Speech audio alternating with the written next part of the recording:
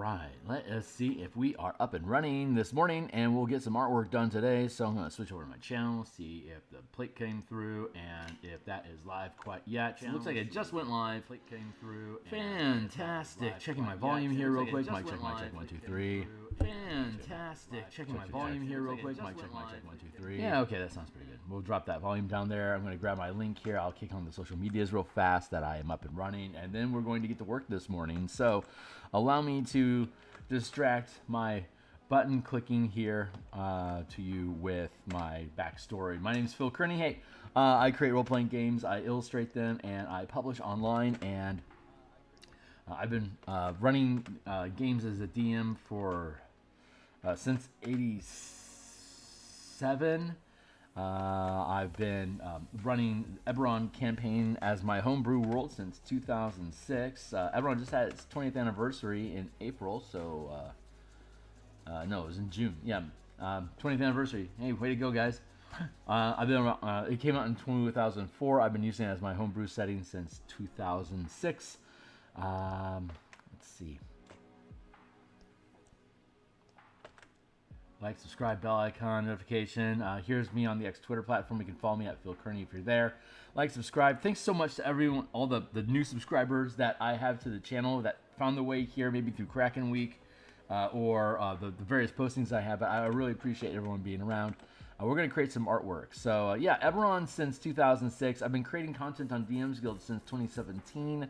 And currently we're creating the first adventure that I'll publish. It's for 5e on the DMsGuild using the Eberron campaign setting. This is for 4 to 5 characters of level 7 to 8. Crystals of Mabar in the Eberron setting. You're running around the Carnwood of Karnath on the continent of Carver.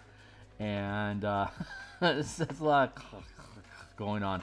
Right now we're creating ground tokens, like asset tokens here, where these are little separate little vignette pieces. Hold on real quick. Like that there, and that there. Like this piece that I'm working on here, it's just like you can see, it's a separate little template that sits on the page. And so we have ground tokens, like 20 by 20 playmats of like terrain, and these are like decal stickers that you can slap down on top of them whenever you want to add additional water. It's treated as difficult terrain, and in this undead manifest zone that the adventure takes place in, there can be undead that are in the water that once the characters come near, they rise up out of the puddle and they start to come at you. So, hey, Rel, how you doing? It's good to see you. So let's see, where are we at in the process right now? We're adding water to the environment. So we have all the soil grit taken care of. We have the inclined sides sloping down into where the water is accumulating, and then we have the water here as a mix of black and blue color effect. So it looks like polluted water with like coffee. That's like oily mixture of coffeeness to it. That's the effect that we're going for here. These crystals that accumulate on the soil. The plane of Mabar is the plane of undeath and things that go bump in the night. So as the ritual in this adventure continues, the environment where the ritual takes place continues to convert more and more into this necrotic environment. So it's like the ritual is terraforming the normal forest into this necrotic swamp slurriness, where all the soil breaks down and loses life, and all the vegetation rots away. So it causes this oily slickening effect. And it's the rainy season. In Karnath, it's like the Pacific Northwest, where it rains, or like Britain, where it just rains a lot. and so all the necrotic slurry that all the vegetation and soil has been turning into just kind of washes into these landfills and sinkholes and potholes and huge puddles. That's where the visual to this is coming from. And then it becomes a terrain modifier, because if you try wading your way through this stuff, you could get a disease, and it's difficult to wade through thigh-deep water, so it becomes difficult terrain. There. That's the skinny of it. So we're making these things so that you can basically, by creating individual tokens or like little templates that can get laid down, you can create spontaneous environments. Like with the 6 of these that you have, you could just tile them down, and then like if the characters don't want to get into this stuff, they have to navigate through the spaces between the puddles if you were to pack them in this tight. But in a 20 by 20 space, you only need like maybe 2 or 3 of these maybe to make for interesting terrain to basically break up the space that the characters are traversing. You don't need a lot of variety, but having 2 or 3 different types of terrain on any kind of map that the team is currently navigating helps increase just the general interest. It makes it more interesting instead of just being a blank grid. So if you provide easy tools to lay down terrain that only takes a moment longer than just laying down a blank grid map in the first place, then you are adding value to the visuals. I mean, you don't have to use maps if you want in the first place. So if you do choose to use maps, making them, like, commit to it, make them visually stimulating.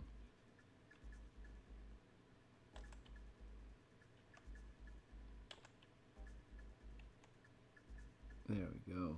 Where's my music? Okay, it's happening. Oh, I hear it now. I use Epidemic for my streaming service. As long as I pay them some money each month, they are perfectly happy with me using as much of the music as they have on their catalog as I want in my videos. So, happy. I enjoy the music that I hear on here.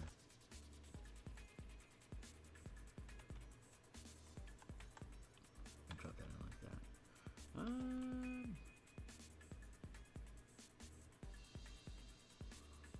Do that.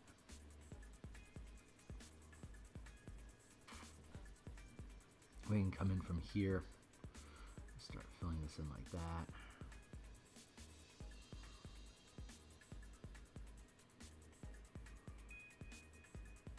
These individually aren't very important, but everything all together, combined, packaged, available, use with purchasing the adventure makes all of it continuously increase value to the DM and to the players that would be utilizing this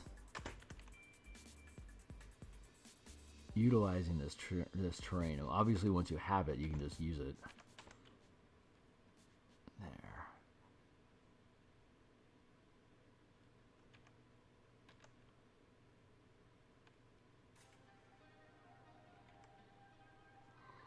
Do like that. Here like this.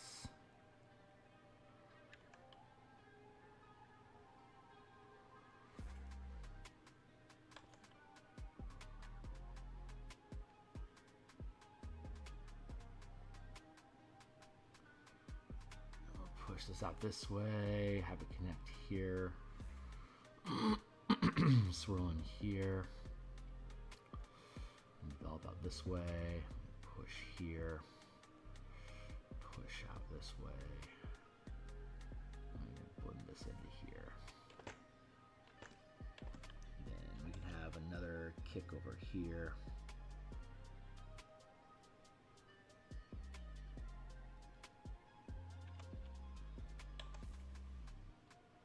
Like that.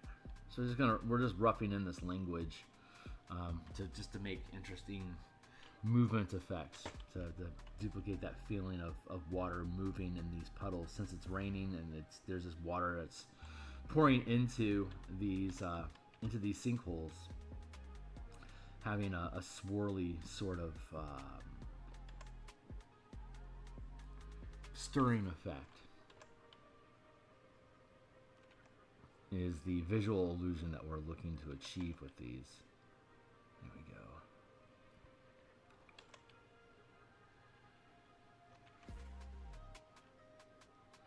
So this water element takes longer than anything else to complete, but I think it helps add to the dynamic feeling of the environment. Helps it move more, you know? There we go.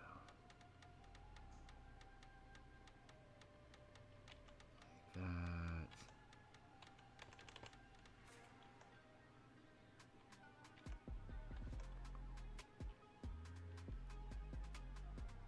I'm going to leave this off kilter over here.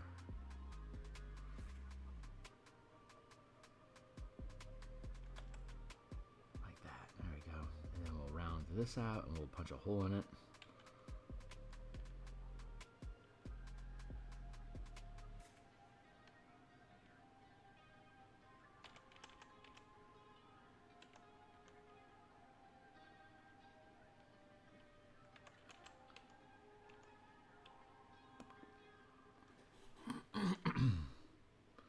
Neat. There we go.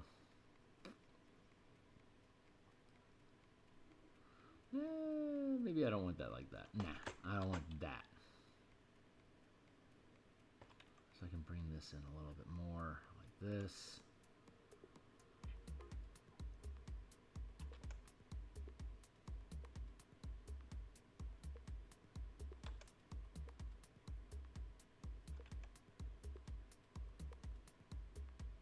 Once we finish these, we'll build a 20 by 20 map space with a gazebo on it.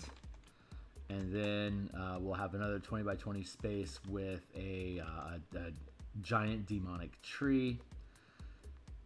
And then we'll have some mud-drenched cobblestone pathways that will be a little linear, like 10 by 60-foot pathways that we'll do like 6 of those so we can tile them all. So you can, once the team finds a like a flagstone path, they know they're going someplace specifically.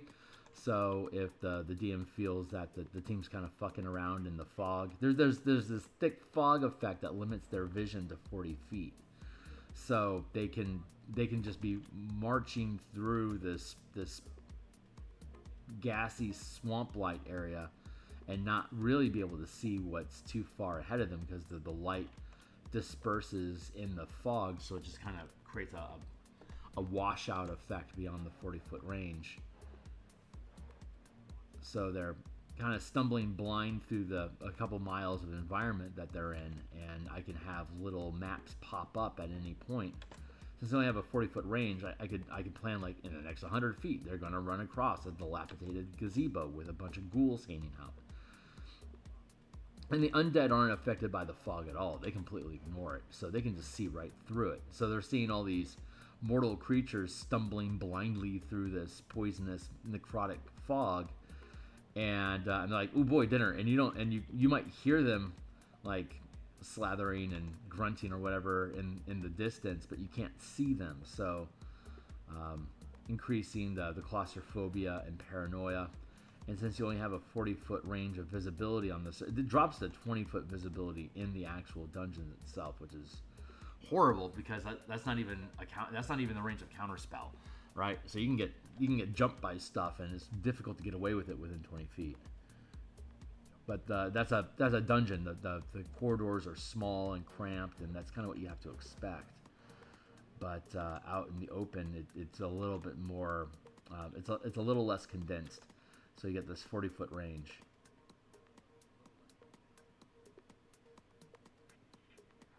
And various playtests, we had familiars or summoned pets or whatever go and scout through the mists for the team, reducing their own individual risk of moving forward. But the familiars are similarly limited in visibility. And you can't rise up above the mist because the stuff is so thick that if you rise above it, you're just going to see just an ongoing bank of clouds off into the distance. At best, all you can do is verify. Yeah, it looks like this thing's about 5 miles in diameter. So we just gotta move inward like 10 minutes or so. So they don't actually have to dive that deep into the environment to find everything that they need, but they do have to do so blindly. which sets up any number of combat or exploration encounters that the DM chooses before you find any specific adventure plot, any pre-built encounter regions, like the cemetery or the flooded fort or the gatehouse that all lead down into the necromancy research laboratory underground. But they all have their own unique way of getting to it. So depending on what kind of path that the DM wants the players to follow, they can lead them into different into the different top side maps, navigate and battle. If they're supposed to fight, they can fight their way through the stuff. If they're supposed to sneak their way through, they can do so using exploration. If the ideal way for them to get down, like the cemetery is combat focused, the flooded ruins map is exploration focused, and the gatehouse is negotiation and social encounter based. And there's options to be able to mix it up. Either like you can do, like the cemetery map has a lot of undead that are rising and assumes that you're going to be fighting them, but you could Scooby-Doo it and just hide, behind gravestones and stuff to hide from the undead that are spawning, and sneak your way into the facility without having to fight anything by finding the secret doors that haven't been triggered or aren't being camped by undead creatures. You can avoid combat altogether by just sneaking your way in. While that's the default assumption of the flooded fort, that there's ways into the underground facility through the flooded fort that, if you're clever, you can avoid any kind of confrontation with the mercenary guards topside. But then you're going to run into undead underneath that you're probably going to have to fight, and you're going to have to do it quietly. Otherwise, you're going to attract all the guards that are topside. And then the gatehouse is where the mercenaries basically camp above ground while they're in the mists.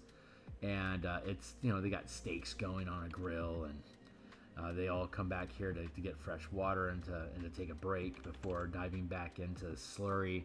Because the mercenaries are not only making sure that there's no interlopers like your characters coming into the environment, but they're also trying to police any kind of unexpected undead that might be unearthing themselves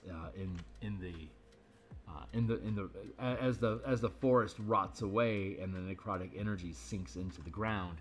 The unmarked graves of the undead experiments that had been ran on creatures that were buried up here animate and basically start to shamble forth towards human society, where they can go, kill people. So the mercenaries are also keeping an eye out for that sort of shit happening, and basically eliminating them as fast as they can find them. But there's a ton of them that get away and stumble their way out into the Carnwood Forest, out towards the edge of the forest, into the grasslands, which is becoming since the last war has ended, there's a ton of refugees and retired soldiers that are trying to rebuild. So there's a bunch of new farming homesteads that are cropping up along the southern ridge of the Carnwood. So the undead are stumbling their way off in that direction, and when they find a village, they kill everyone that they find there, which is one of the ways that the characters can get into the adventure. One of the plot hooks is that undead are starting to become prevalent in the area, and it's freaking everyone out. So they're asking for a sheriff to come by and do something about it. So your characters are deputized. They go look at it because the sheriff's got more important things to do than to help soothe the fears of farming homesteaders that don't know any better.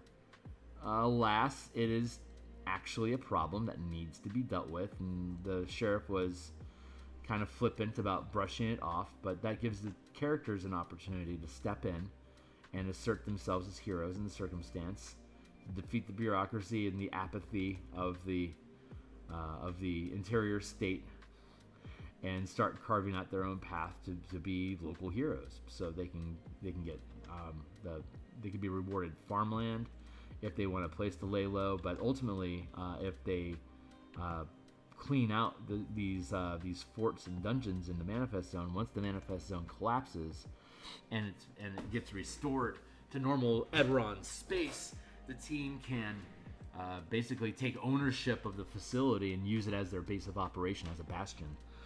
And there's options to open up into the Underdark so that they have their 7th, they should be 8th, maybe 9th level by the time they finish. And that starts putting them in decent power level. If you wanted to, you could, like, say, blend this into Princes of the Apocalypse and start them at 8th level instead of, what, 4th? And proceed from there if you wish. Or if you have your own Underdark Labyrinth that you want the team to start exploring at higher levels, because they can, they can slog through a bunch of stuff and likely get out, then having a passage that leads down into the Underdark underneath their own facility is a great place for them to be able to stage, like, retreating back for long rests and stuff inside their own, inside their own secure facility.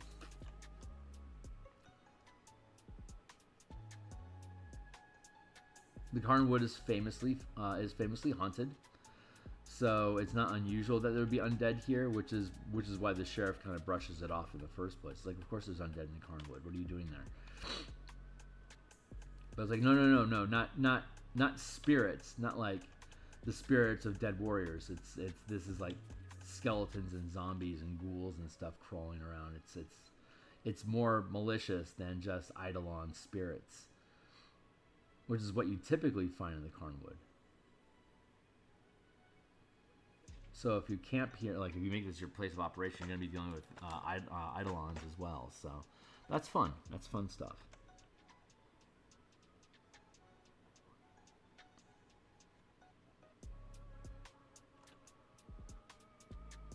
I love the Dominion style of campaign organizing, where your characters accumulate power, acquire property or territory, and then that defending and developing that territory becomes the source of your adventure hooks.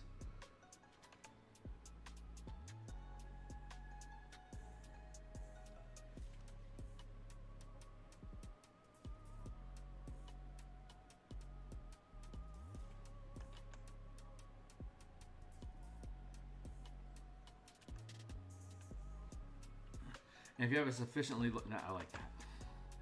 That looks pretty cool. So let's grab those and drop them down into the map.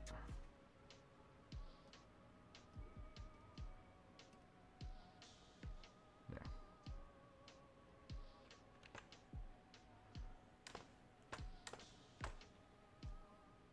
Number 4, number 3, number 2.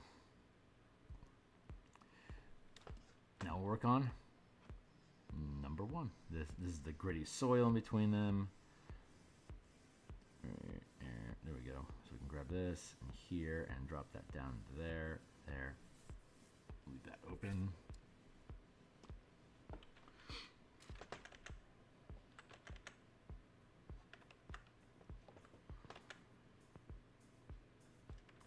Where's my bit at? There we go.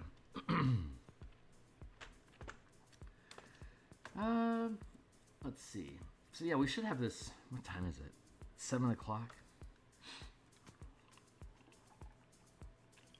A little less than an hour. It looks like we'll have this finished today.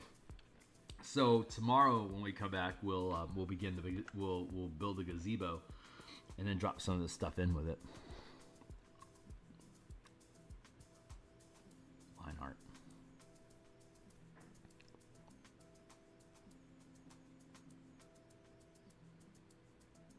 Grit. Top side. There we go. Let's see. How do I want to do this? Let's do like here, like that.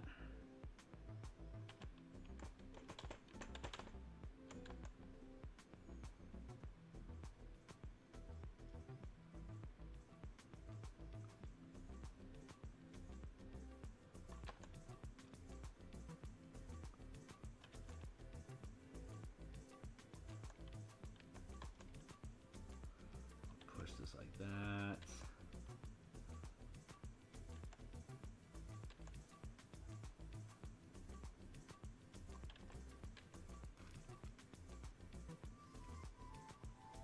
Here.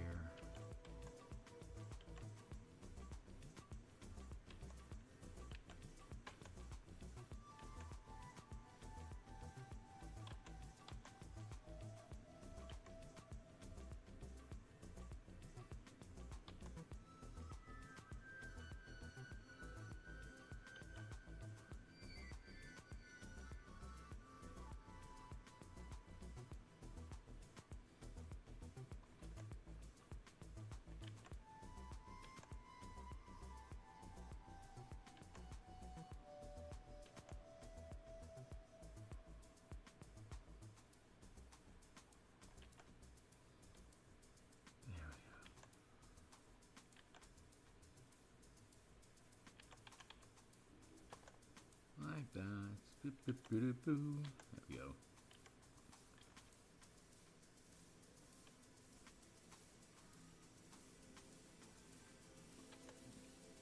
So we have the gazebo, the flagstone paths, the tree of woe, and then we have a forest, like a forest clearing, and a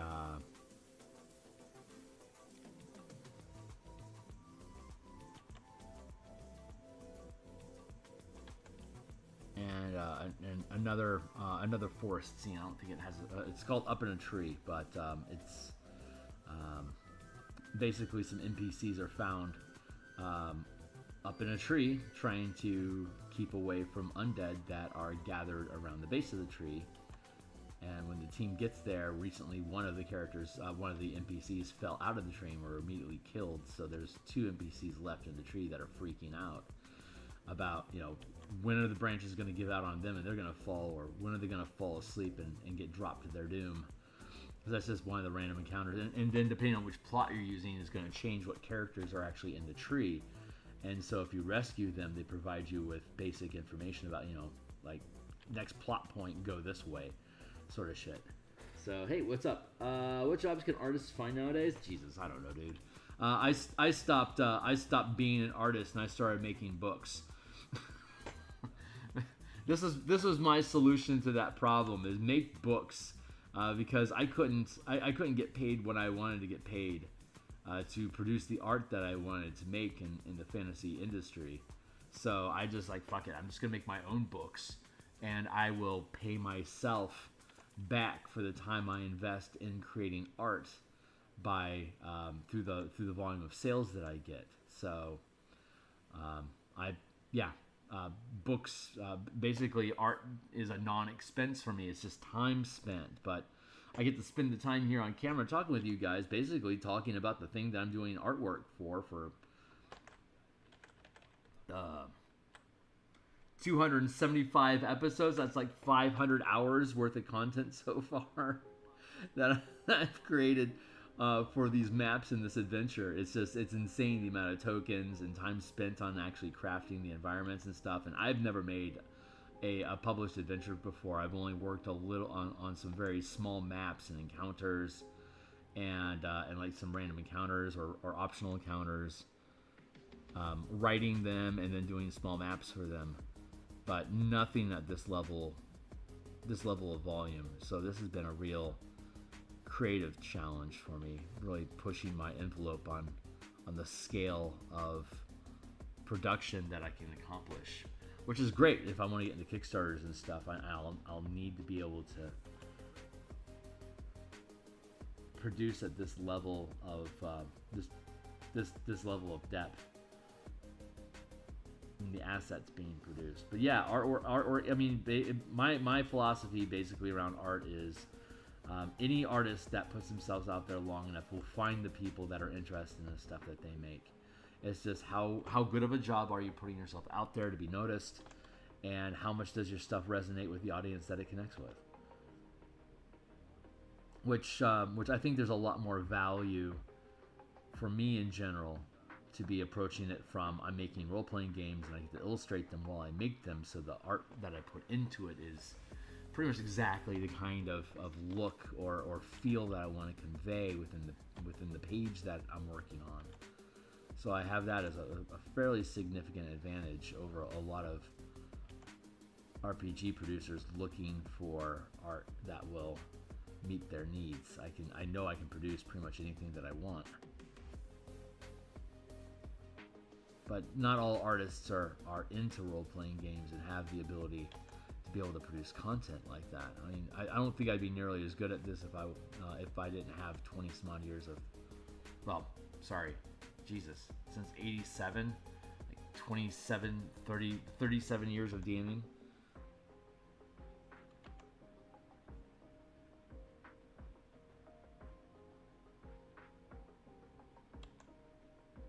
It's like I've had time to figure my shit out.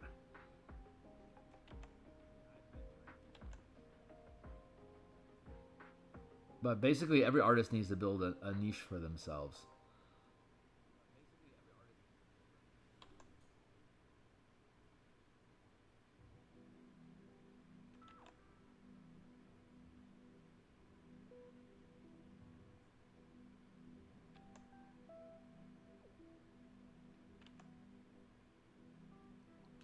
Every artist that's gotten where they want to get to the point where it's worth interviewing them, all of them have basically said, yeah, I just kept doing my thing, and then this miracle happened, and I was ready to step up to what the miracle offered, and as a result of it, my career exploded. Like that's basically every successful artist ever. I just kept doing what I was doing until the natural 20 came up. And then whatever I was doing took off, and it has to happen that way because you have to be able to build not only the physical skill set of being able to craft what you want, but also the emotional space to be able to sustain yourself with a growing audience. Like I could have one person, I could have 50 people, I could have one person in my chat right now, and I'm basically going to be doing the same art and talking about basically the same stuff. It's just I'd be talking to more people. But it's not really it doesn't really have anything to change about like what my opinions about like scenarios and blah blah is. It's just I'd be sharing it with more people.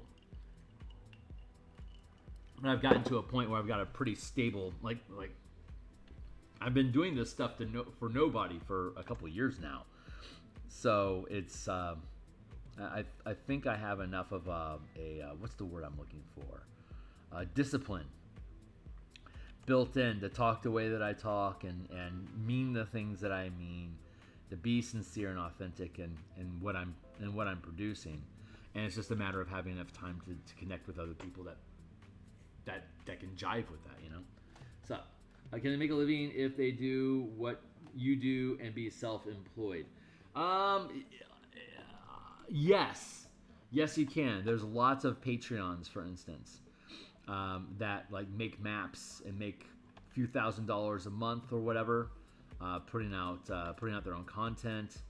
It's knowing what your audience is and what is it that you are offering them that's worth them picking stuff up. So like I've only have like a fledgling Patreon account. But all the books that like the Spelljammer stuff and the color mana system and stuff that I build out, that has not to mention, you know, the art that I create can all be expanded upon and sold through my Patreon. It's just I've been doing so much.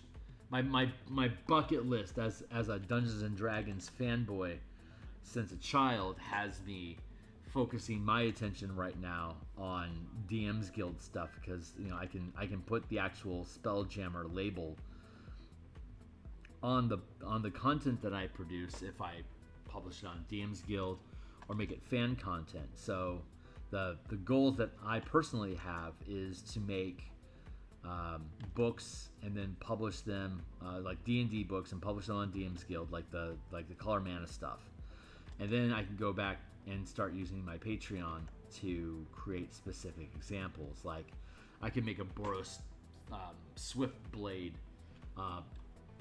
subclass for like rogues, rangers, paladins, and fighters, and build a scaffolded, like take that Magic the Gathering Boros Swiftblade card and convert that into a unique subclass. Once the Martial Powers book is completed, I'll have all 13 classes I can express with mana, and then I can build subclasses that bend that mana in different ways for them to be able to express the what the creature or the abilities on a Magic the Gathering card is. And that wouldn't be something that would be productive for me to do on DM's Guild separately, because no one's going to spend any kind of money on a Swiftblade PRC, a Swiftblade archetype on DM's Guild. But if I churn out content like that on a monthly basis on my Patreon, then I'm starting to build a culture on my Patreon of converting Magic the Gathering cards into 5e mechanics that I have already published. I'm now just creating examples of how that stuff works.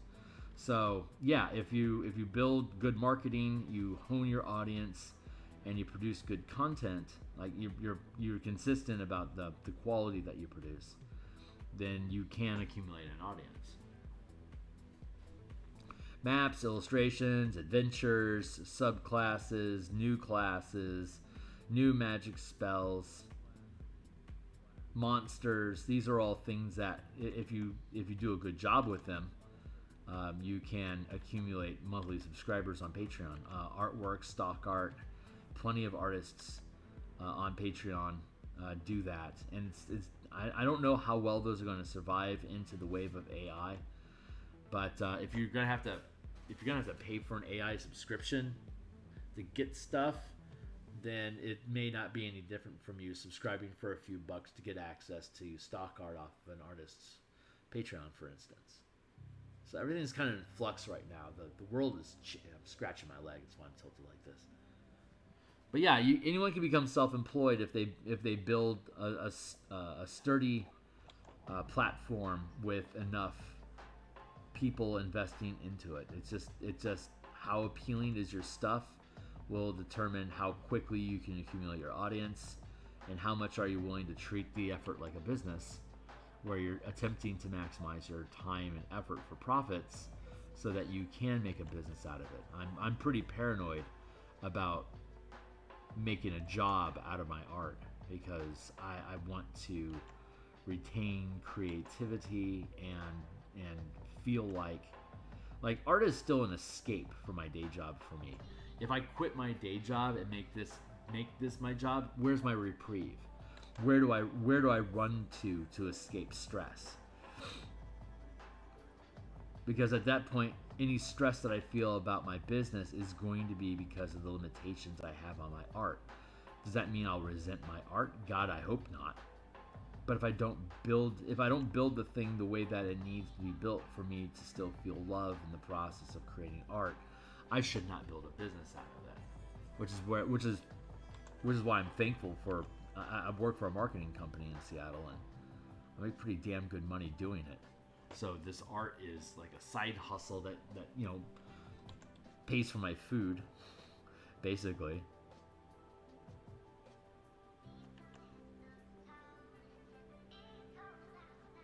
And as much as I would love to do this full time, I'm at a place yet where I'm structurally secure to be able to produce the stuff that I build without being stressed out and afraid of where's my next meal going to come from.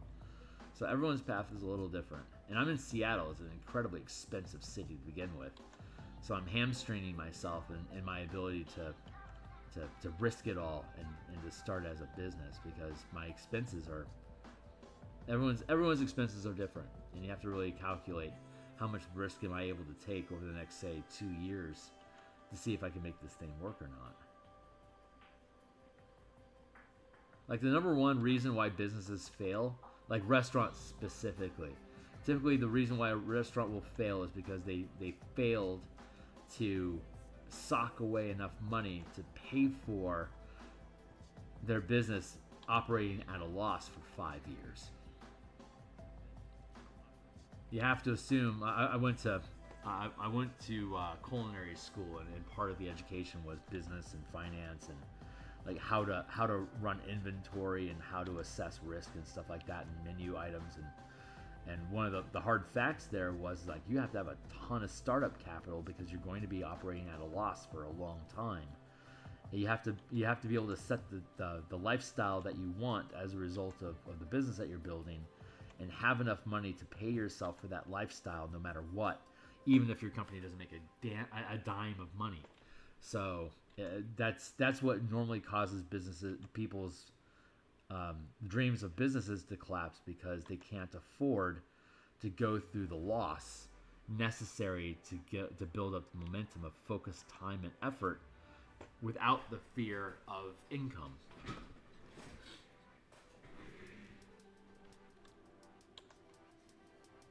If that makes sense.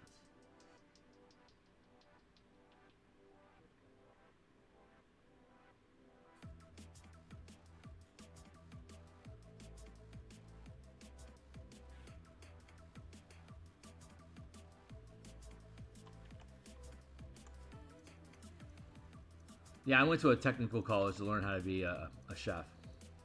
That was my career path.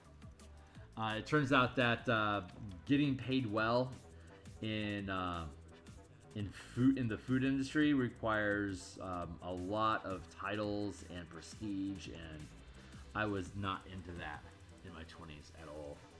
Hey, what's up? Hey, what's up, Fantastic? Welcome to the mix. Hey, old love your Spelljammer. Thank you. I've had some questions about the supplement. Where could I ask about them? Well, let's see. Click here, and you can go down to my Discord community on Patreon. Is on the About page of my Patreon. This is a permanent link that should guide you to my Discord. There. So you can jump into my Discord and ask me any questions that you want down there. If depending on what the question is, I'll be doing Spelljammer later on tonight. In about 12 hours, I'll be back on, and I'll be working on the Vocath Battle Crab map for the expanding the fleet mission for the Light of Xeraxis. I'm adding if you've seen it, then you know already. But I'm building an additional fleet combat challenge in Doomspace during part 3 of Light of Xeraxis, and there will be spoilers. So if you want to ask me live, you can do that. Otherwise, drop into my Discord, jump in, and be welcome to ask me anything. You can also private message me on Discord if you want. Happy to answer any questions that you have. And if somehow you found a gap in my logic, I am happy to consider what needs to be done to be able to cover that gap of logic. But so far, I haven't had any issues, so I'll be interested to see what you're looking for.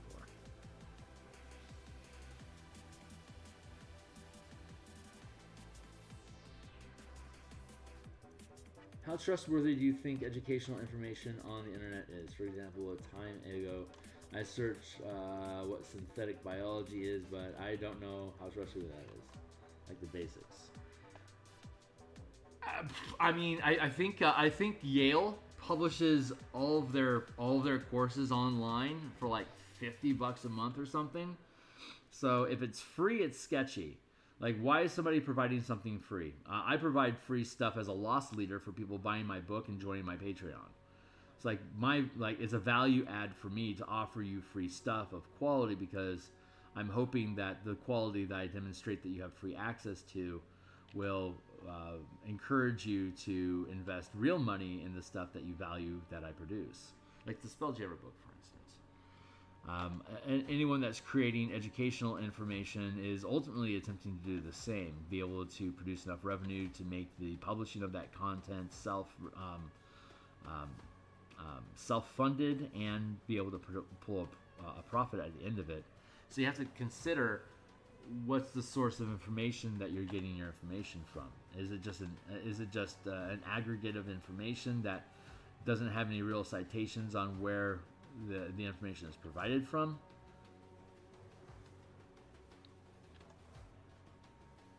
Or is it just some dude who sounds like he knows what he's talking about talking shop? Right? I mean, buyer beware. Anything that's like how to that has to demonstrate a physical process. Recording that physical process is going to generally be legit information. But if we're talking about scholastic stuff, like science research, like STEM's math is almost like crafting, in that you're actively showing your proof on stuff. But if you get into more theoretical material, it's buyer beware. You know, what's the level of quality that the content producer is providing, and where are they getting their credentials from? Biology, medical stuff, sickness. That's like everyone thinks they have a malady. Like everyone thinks they have a remedy to what they think to. Everyone thinks they have a remedy to the problems that they're familiar with and have worked with before because it works for them. But it doesn't necessarily mean it works for anyone else, or that it actually even works. It could just simply be a placebo effect. So it's really... There's no reliable answer there that I'm aware of. If there are, I don't know what it is. Interesting question.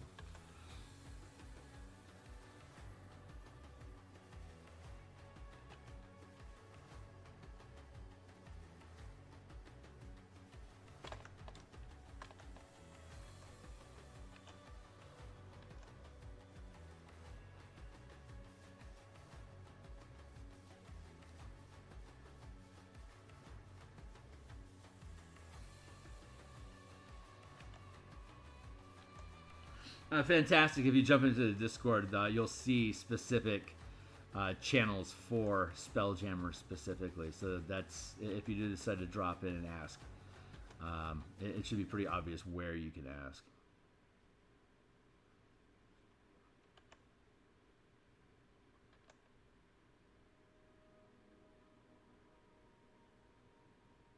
Let's see. Got that there.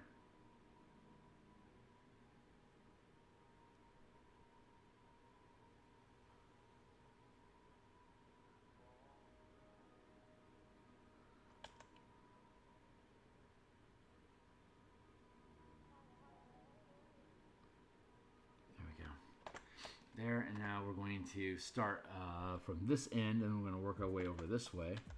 So let's just punch out some of this stuff like that. And I love Spelljammer. Such a fucking cool setting.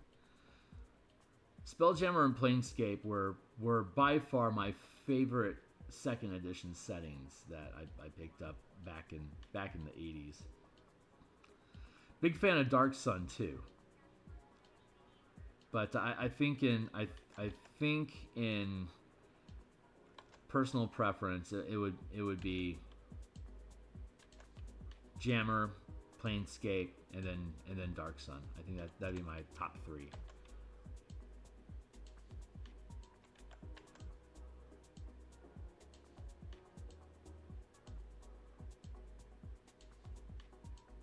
Like the quirky physics of Spelljammer, Wild Space, and Astral Sea. I like the Astral Sea a lot better than Phlogiston, because Phlogiston made it had additional limiting rules on how to survive that added a level of complexity that I didn't feel actually added any kind of real benefit. Like being in a kerosene environment, like a kerosene ocean that you're safe from because of your air bubble. But if you use a fireball, everyone dies. Like you can't have lamps because everyone will die. You can't light a cigarette because everyone's gonna die. It's just such a fire is such a basic element to human survival. That to arbitrarily say you cannot use that source of life while you're in this environment. While I get it and that's cute, I just don't see the value. It's added complexity and danger without any real benefit. Like there's no narrative benefit to how hostile Phlogiston is. I appreciate it as a transitory medium to get from one wild space system to the next, but since they don't have the kerosene flow, they don't need crystal spheres that separate wild space from that crystal from that kerosene depth. And so that's where the Astral Sea opens up, which I absolutely love, because honestly our table implemented that with Spelljammer and Planescape once Planescape came out anyway. Like having ships go from plane to plane using the Astral Sea as a medium, just makes sense, because we all wanted to integrate Planescape into our campaigns. So getting rid of Phlogiston and just using Astral instead made a lot of sense. Hey, what's up? My group already finished the pre-made and now is doing a full free exploration. Oh my god, thank you. That's wow. I am honored and thrilled to hear that. So yeah, yeah. Drop into Discord, ask me anything. Honestly, if it's a broad enough topic, I'll probably just make it a point of conversation for my stream tonight while I'm doing artwork. So yeah, looking forward to what I can do to help. Thanks for dropping in.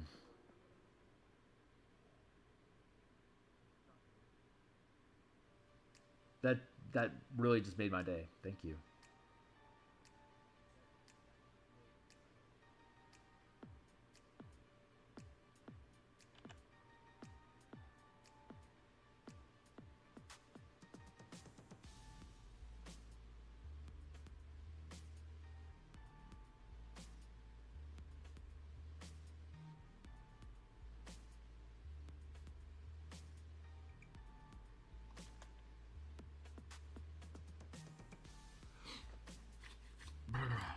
I'm gonna have a sip of coffee. I feel like taking an emotional coffee break.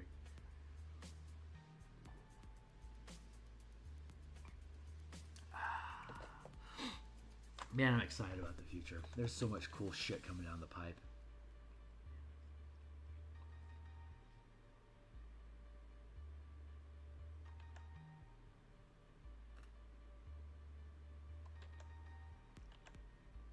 I run a D&D.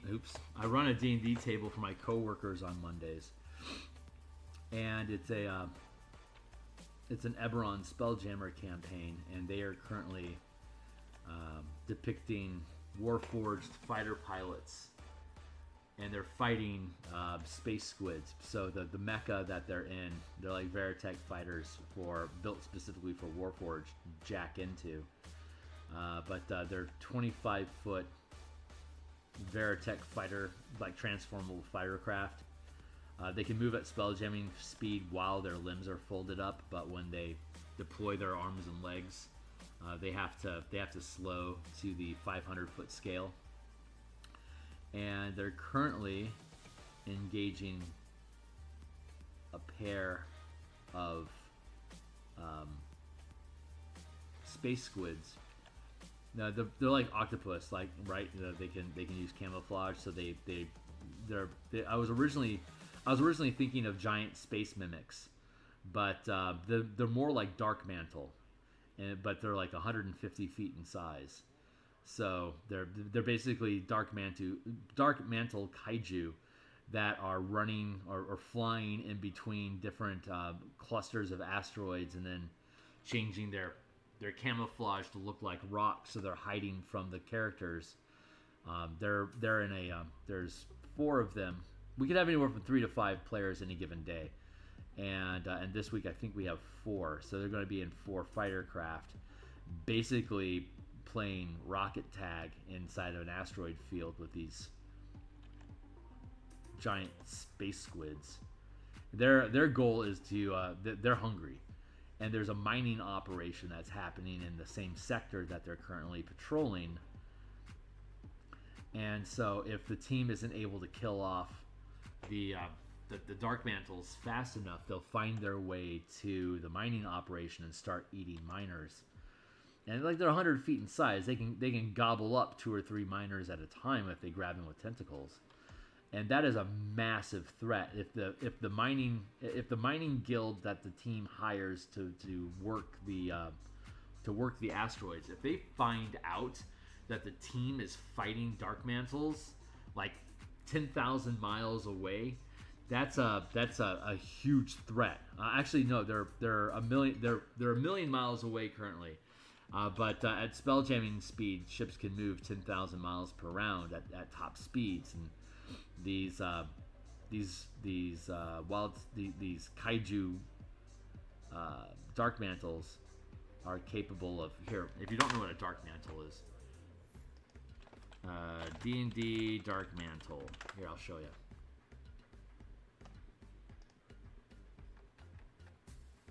That's a dark mantle.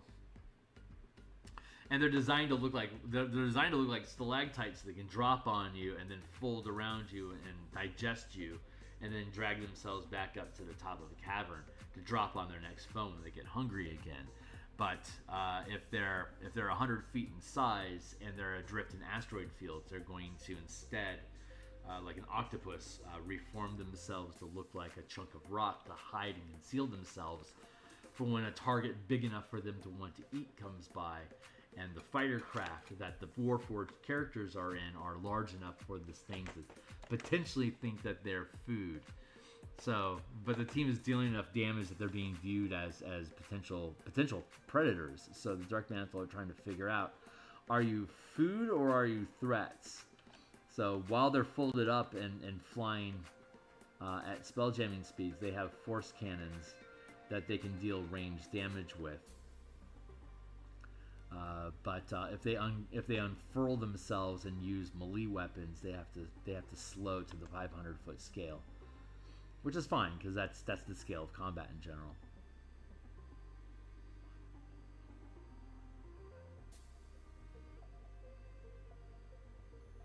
But so the campaign is they're running the players are representing an asteroid mining company.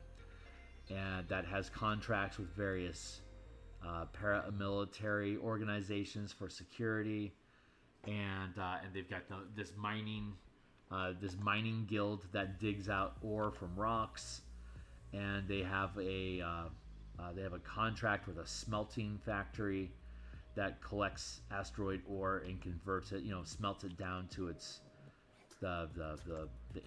into ingots of whatever ore it is that they're currently in the process of mining. That gives them resources that they can then expand their territory, improve their mining capabilities, improve their military, upgrade their characters. So they have they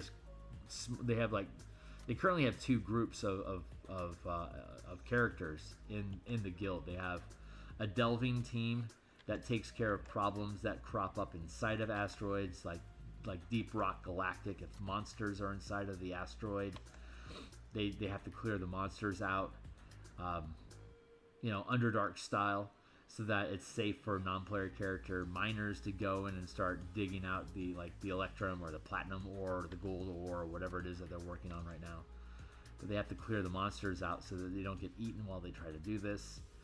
And similarly, outside of the asteroid, in the actual asteroid belt itself, there's aberrations and monsters that are creeping in the rocks that also have to be eliminated so that they don't attack the miners as they extract the ore and transport the ore to vehicles to leave the asteroid to go back to the smelting factory. They can get preyed on by monsters like these dark mantles. And then there's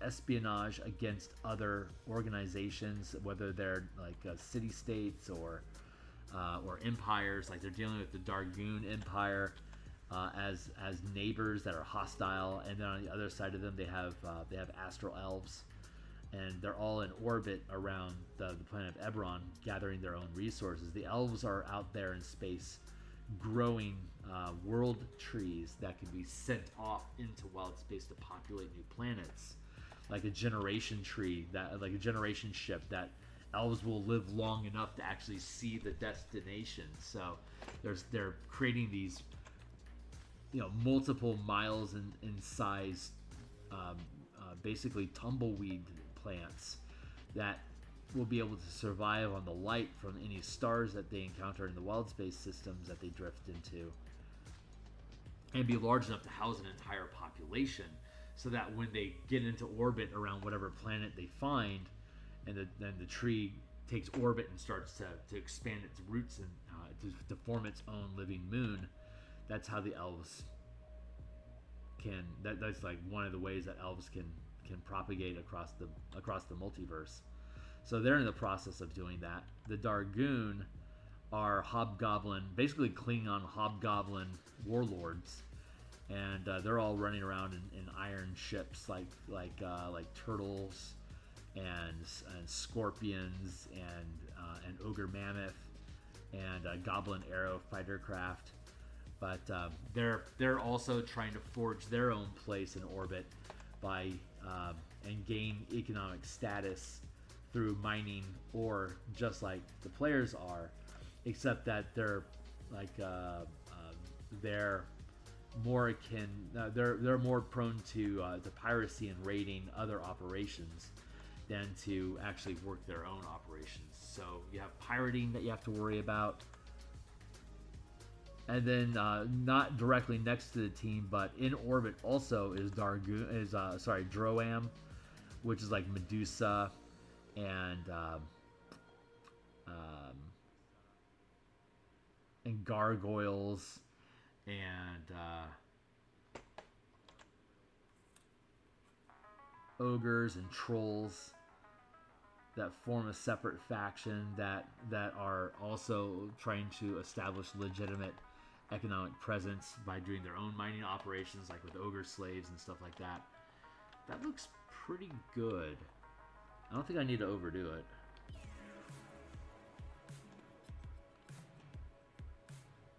So that's a fun campaign. They run the guild. When the guild has a problem, if the characters already have a team of characters that can deal with what, or like designed to deal with that problem, like these Warforged fightercraft pilots deal with monsters that are in orbit. Like if they have a team, they can just queue that team and then run another adventure with them. If it's a type of adventure that they don't have specialists for, they'll just make a new team and have another set of adventuring characters that are like quote unquote on their roster.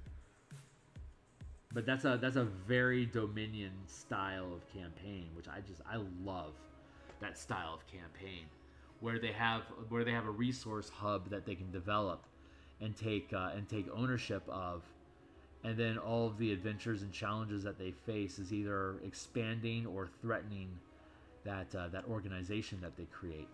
So the players can operate as their own business and use it as a hinge to create new adventures out of it. And whenever they succeed in an adventure, they get more resources for their guild, XCOM style.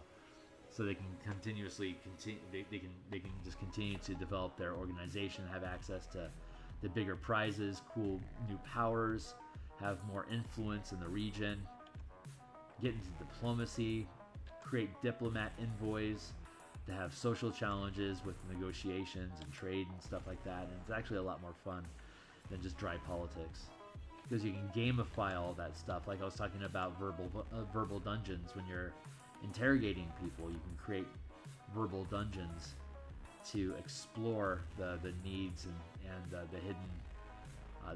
hidden agenda of the people that you're negotiating with, and try to reveal information to create better deals for you. It's the same sort of effect as trying to look for a secret door in an actual dungeon. So the difference here is that if you find the secret door, you get access to a secret goal that you didn't know that the people you're negotiating with that they have. That when they uncover what that secret is, you can either create new circumstances for yourself or provide a solution that they weren't specifically asking for. It creates options because you found that secret passage. It's the same sort of analogy. I like how that looks. This is all good. This all looks super good. I think I'm happy with this stuff. So let's see, what time is it? 7:43. I've still got like 10 minutes or so. So let's see what else we can do here. Buff. Technically, this is probably good enough, but let's look at the other ones that we built. Here's the other puddle tokens. There's this little there's these little gradients that fade down into the black. Maybe we'll just futz around with that a little bit and add in something similar to these things with the time that we have left. So let's go with black.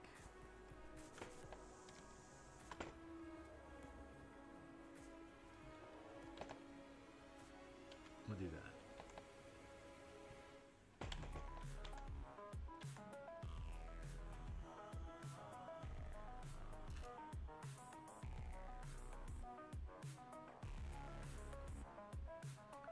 So we do artwork like this, cartography and token design, Monday through Friday in the mornings, just like this right now. And on Mondays and Thursday nights, including tonight, we work on Spelljammer ship and adventure designs. On Tuesdays and Friday lunchtime, we develop the martial power system, which will include today. We're going to see the monk. So tomorrow, when we're back on stream at lunchtime, we're going to... my face is itchy, excuse me. We'll be updating the mechanics that we have for the monk in the martial powers book to conform with the revisions that we'll have confirmed later on today for what the monk will look like. So we'll be going through that updating process on Tuesday and Friday. Sometimes I'm here, sometimes I'm not on Wednesdays. When I am here on Wednesdays, I'm generally developing subclasses for the Spelljammer mechanics that I created to lean into the mechanics of the Spelljammer combat and exploration. And now we're building subclasses that can specifically make use subclass. You know how subclasses expand on ideas. All of the ideas that we built into the Spelljammer combat and exploration book are being further explored with the subclasses that we're designing.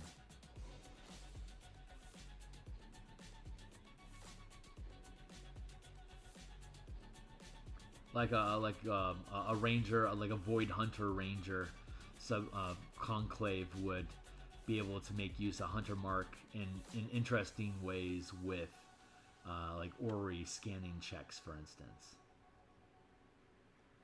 or like being able to track a foe across the astral sea into other wild space systems or other planes. Like, they don't have to be on the same plane of existence as you for you to be able to continue tracking them, for example, would be a useful 7th level ability that a ranger might be able to pick up if they were specialized in tracking foes through the void. Stuff like that.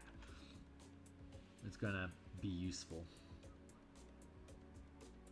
We built the Paladin Oath of Salvage a couple weeks back, where they're committed to rescuing stranded ships and people that are stuck out in space. Stuff like that.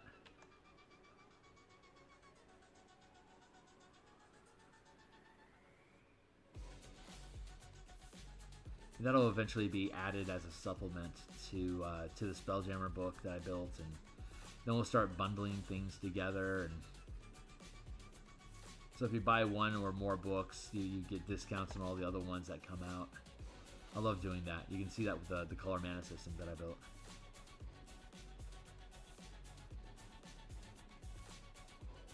Like, make the book self-contained, but then have it be an expansion of something else that I've done so that you can bundle them together and reduce the costs. I just think that's fun. So every book that I make becomes a coupon to build, to buy some other book. I just love that. It's so much fun. I don't have to do a lot of seepage here, but I like how that sits. Let's do this. Let's do some seepage stuff here. There.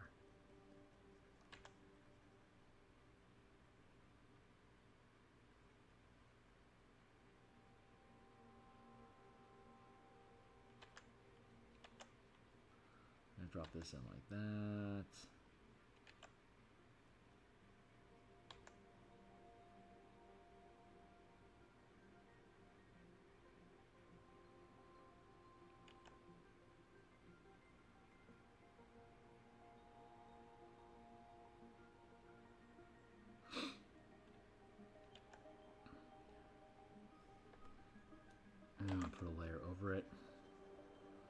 this, and then I'm going to fade it in like that.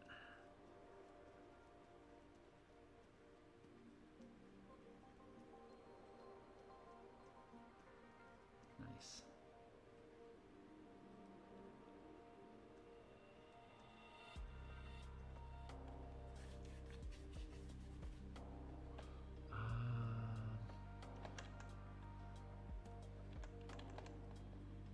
I kind of feel like I want to do this.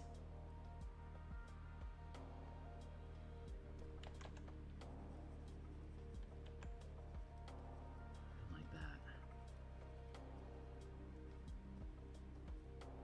Like that. There we go.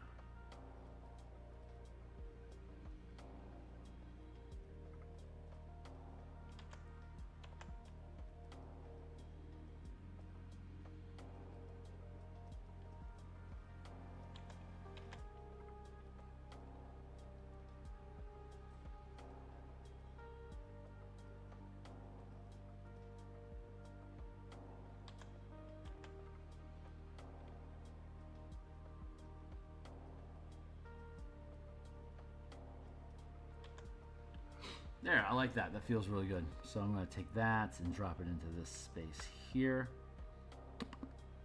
And then let's go to number 2.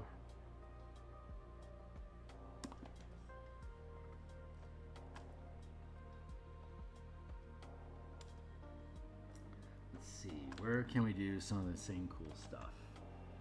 Do it right here.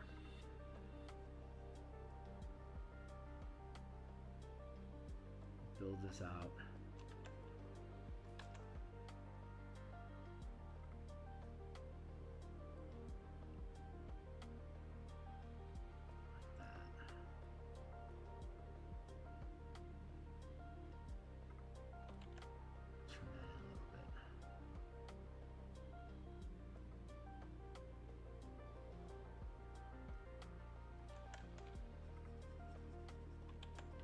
Overlay it and we'll fade in like this. There we go.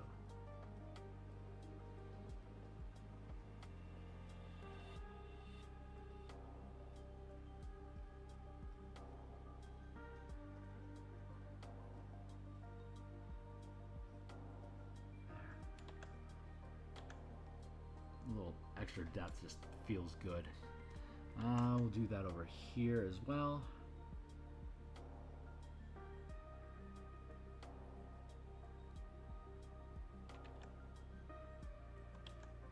Started watching Battlestar Galactica 2003 again, and on the 4th season right now, getting probably towards the end of it at this point. Such a good show. I love how the Vipers move. So cool.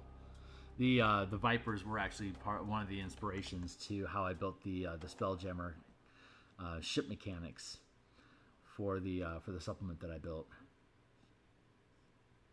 I'm gonna get rid of the grid, just to make sure that I'm getting smooth variant, a smooth gradient. Feels good. What's up? Setting, huh?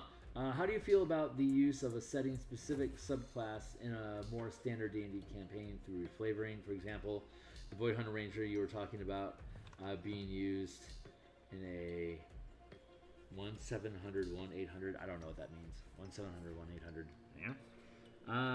Like a really good example of this would be Ravnica backgrounds or Strixhaven backgrounds in like a Saltmarsh campaign. Like, you're getting a lot of extra spells as a result of the Magic the Gathering backgrounds that no other character gets. I mean, granted, that's a background. It's not so much a subclass. But spell casting as well, like Silvery Barbs is in Strixhaven, because you're like in a Wizard's Academy where you're expected to be thwarting spells a lot. The Silvery Barbs spell kind of makes sense in that setting more than it would make sense in, like, say, Dragonlance. So if it's a setting specific something, there's a decent chance that whatever flavor it's providing, the crunch isn't going to align with how a generic campaign will run. Often specialist backgrounds, specialist subclasses meant for specific settings will have some sort of like dragon marks, for instance, is another example of that, where they're basically it's a feat that's granting you a stack of extra spells that you can cast. It's like it's super conditional on whether it's appropriate or not to have something like that. So it really is build to taste and be aware of where your balance is at. So a lot of times they're unbalancing. But if the mechanics that they're using, like if their mechanics that they're using are too specialized, like if you're in a Grimdark campaign and your subclass is like taking advantage, is like doing a bunch of monster harvesting stuff, or that's providing resources appropriate to that specific campaign. If you try to export that to another campaign that doesn't have a bunch of harvesting built into it, you're creating an entire subsystem that the DM might not be interested in implementing, which would kill the reason to potentially want to take that harvesting subclass, for instance. So like what is that subclass designed to do in that specific setting that is unique and different from other settings, and does porting that subclass then force a lot of extra burden or alignment or whatever, like recalibrating your campaign just because you chose that subclass? If that's what you did, then chances are that's a bad subclass for the game, because the DM is having to take on more mechanical weight than they may have potentially anticipated initially. It's like everything else; it kind of matters. You know, it's very it's very conditional. Great questions, though. You're always asking really interesting questions. I gotta go here in just like a minute.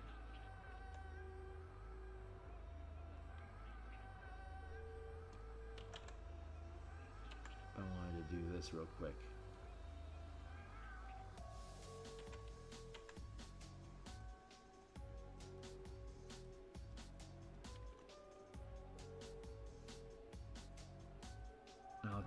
I'll check your text here real quick, and then I gotta bounce.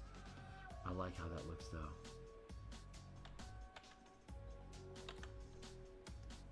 There, I think I'm happy with that too.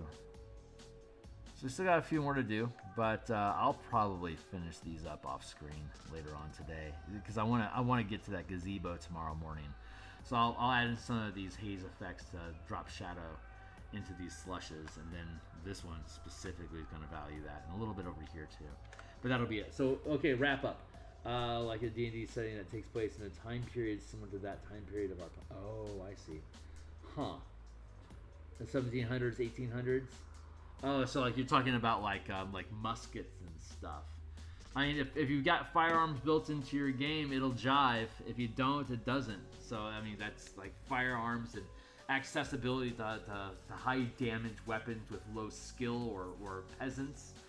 Zero, like 1/8 CR creatures being able to punch out 3d8 damage if they shoot you once per round. If that's how your campaign's calibrated, then your DM is going to be doing things to properly calibrate that. But I'm happy to talk about this more in the future. I got to bounce for now. I'll be back on in like around 11-ish hours to do more Spelljammer stuff tonight. And I will see you guys then. So thanks a lot for checking it out. I'll see you later.